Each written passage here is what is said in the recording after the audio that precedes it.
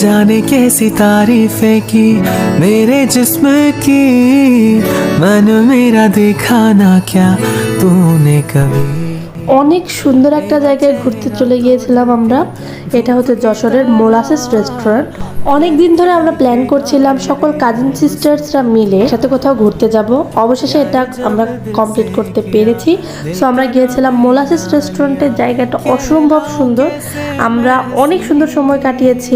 অনেক দিন পর আমরা একত্র হয়েছিলাম। অনেক গল্প, হাসাহাসি, একসাথে ছবি তোলা, এইভাবে অ্যান্ড খাওয়া দাওয়া অনেক মজার ছিল ওখানে। অ্যান্ড এখানে আমরা ইচি পিচি সব নিয়ে গিয়েছি।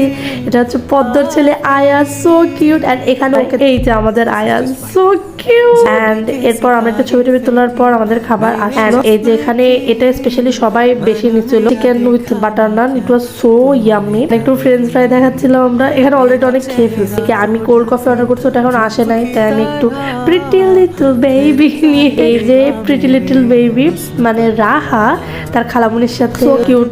ডোন্ট ফরগেট টু সে মাশাআল্লাহ। এটা অনেক বড়, পুরোটা ঘুরে দেখা হয়নি। অবশ্য খুব তাড়াতাড়ি আবার যাবো। এখানকার ফুড ভালো, জায়গাটা ভালো, অনেক সুন্দর। আমরা অনেক সুন্দর সময় কাটিয়েছি এখানে।